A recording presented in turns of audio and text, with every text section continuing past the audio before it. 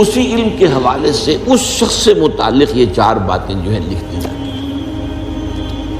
اب اس کو سمجھنا چاہیے، اصل میں جو بات مسئلہ تقدیر کے سمجھنے میں، جو یوں سمجھیے کہ ایک بہت آسان فارمولہ ہے اگر سمجھنا چاہے انسان، اور یہ میں عرض کر چکا ہوں کہ سمجھنا چاہیں گے تو سمجھ جائیں گے، تفصیل میں جائیں گے تو الجھ جائیں گے، اور مناظرہ اور مباحثہ کریں گے تو گمراہ ہو جائیں گے۔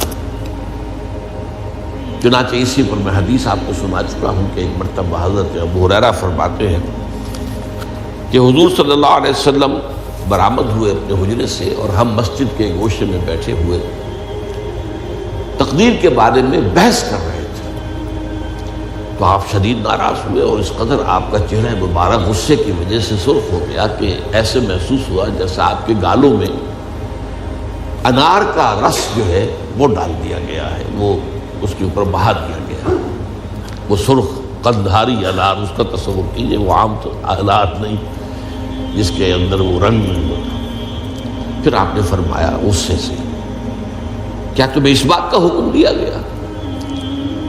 کیا مجھے تمہاری طرف اسی کام کے لیے بھیجا گیا کہ اس مسئلے میں تم بحث کرو؟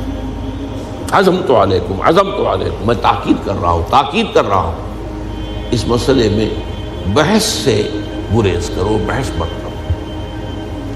تو یہ مسئلہ اگرچہ اس اعتبار سے بڑا مشکل ہے، اگرچہ سمجھنا چاہیں تو سمجھ سکتے ہیں، لیکن میں ایک اور حدیث بھی آپ کو سنا دوں کہ اس پر ایمان کس قدر لازم ہے۔ یہ ایک تابعی ہے حضرت ابن دالمی رحمۃ اللہ علیہ، وہ فرماتے ہیں، طویل حدیث ہے، میں اس کا خلاصہ بیان کر رہا ہوں، کہ میرے دل میں تقدیر کے بارے میں کچھ وسوسے پیدا ہوئے، تو میں نے جو بھی کبار صحابہ اس وقت زندہ تھے، بقید حیات تھے، ان سب سے ملاقات کی۔ ابی ابن کعب رضی اللہ تعالی عنہ، جن کے بارے میں حضور نے فرمایا ہے کہ اقرأہم ابی ابن کعب، میرے صحابہ میں قرآن کا سب سے بڑا عالم ابی ابن کعب۔ ان کے علاوہ عبداللہ ابن مسعود کے پاس بھی میں گیا رضی اللہ تعالیٰ عنہ، جن کی حدیث ہم پڑھ رہے ہیں۔ حذیفہ بن یمان کے پاس میں گیا رضی اللہ تعالیٰ عنہ۔ ان سب نے ایک بات یہ کہی کہ دیکھو، ایک بات تو یہ جان لو کہ اللہ تعالیٰ کی قدرت سب شے پر حاوی ہے۔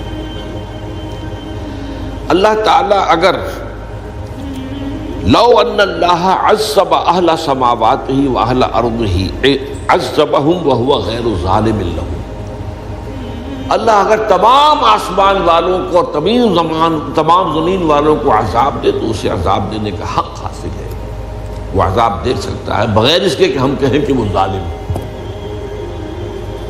تمام زمین والے اور تمام آسمان والوں میں تو نیکوکار بھی آ گئے۔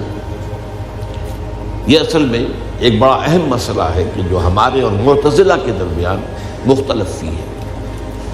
معتزلہ ہی کے انداز میں اہل تشیع کا عقیدہ بھی ہے کہ اللہ پر عدل واجب ہے، اہل سنت کے نزدیک اللہ پر کوئی شے واجب نہیں، اللہ کا اختیار مطلق ہے، جو چاہے کرے۔ چنانچہ وہ ظالم کو معاف کر سکتا ہے جب چاہے، اور وہ کسی اچھے آدمی کو عذاب دے سکتا ہے جب چاہے۔ یغفر لمن یشاء ویعذب من یشاء واللہ علی کل شیء قدیر۔ یہ سورہ بقرہ کی آخری آیت میں ہے کہ آیات میں سے ہے، لاسٹ بٹ 3 آیت میں۔ تو اس اعتبار سے اللہ کا ایک تو اختیار مطلق ہے۔ پھر میں زید ابن ثابت کے پاس گیا تو انہوں نے یہی بات مرفوعاً بیان کی کہ میں نے خود حضور سے سنی ہے یہ بات۔ باقی 3 صحابہ کے بارے میں تو وہ کہتے ہیں کہ انہوں نے گویا کہ اپنی رائے کا اظہار کیا، اور اگر اللہ تعالیٰ چاہے لو رحمہم، تمام آسمان والوں اور تمام زمین والوں کو بخش دے اور رحم کرے، لکانت رحمتہ خیرا لہم من اعمالہم، تو اس کی رحمت جو ہے وہ یقیناً لوگوں کے اعمال سے بہت بالا ہے، بلند و برتر ہے، تو جو چاہے کرے۔ وہ ابو جہل کو بخش دے، کون اعتراض کر سکے گا؟ اور وہ کسی سے بڑے شخص کو جو ہے وہ عذاب دے، کون اعتراض کر سکتا ہے؟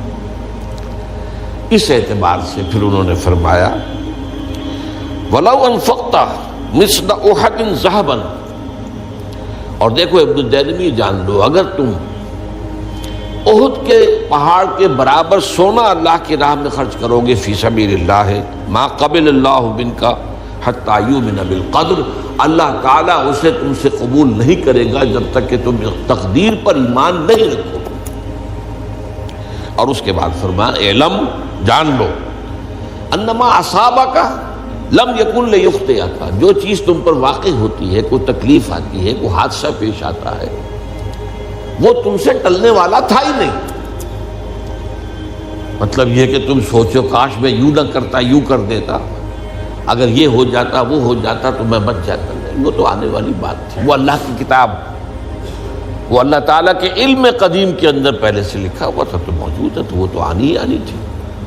وَأَنَّمَا أَخْطَأَكَ لَمْ يَكُنْ لِيُصِيبَكَ، اور جو چیز کہ تم سے چھوٹ گئی، جاتی رہی، تمہارے ہاتھ سے نکل گئی، ممکن ہی نہیں تھا کہ وہ تمہیں ملتی، وہ اللہ تعالیٰ کا وہ جو علم قدیم ہے اس کے اندر پہلے سے طے ہے۔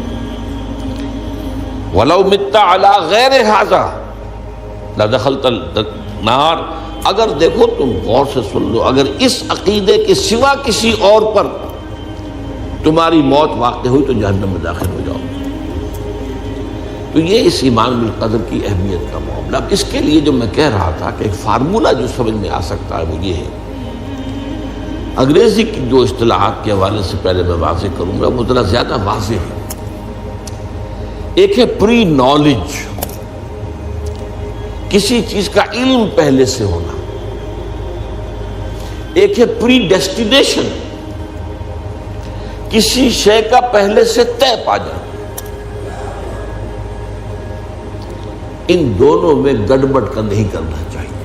اللہ کا علم قدیم اس کے جبر کو مستلزم نہیں ہے، اس کا علم ہے یہ کہ تم یہ کرو گے، اس کا مطلب یہ نہیں ہے کہ تم اس کے جبر کے تحت کر رہے ہو۔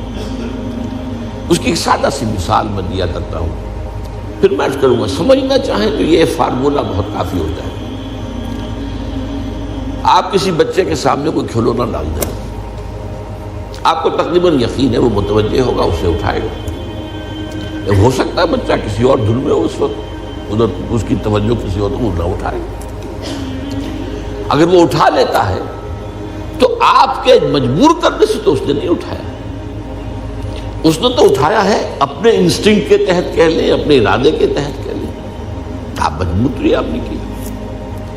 لیکن اللہ تعالیٰ کا جو اندازہ ہوتا ہے وہ اندازہ، قدر کے معنی اندازہ بھی ہے، میں بیان کر چکا ہوں آپ کو، اس کا جو علم قدیم ہے وہ غلط ثابت نہیں ہو سکتا۔ ظاہر بات ہے کہ پھر تو اعلیٰ کل شیء علیم وہ ہے، اس کا علم قدیم جو ہے اس میں کوئی خطا نہیں ہو سکتی۔ یہ ہے در حقیقت پری نالج اور پری ڈیسٹینیشن، دونوں کے اندر فرق کر لیا جائے، یہ جبر نہیں ہے۔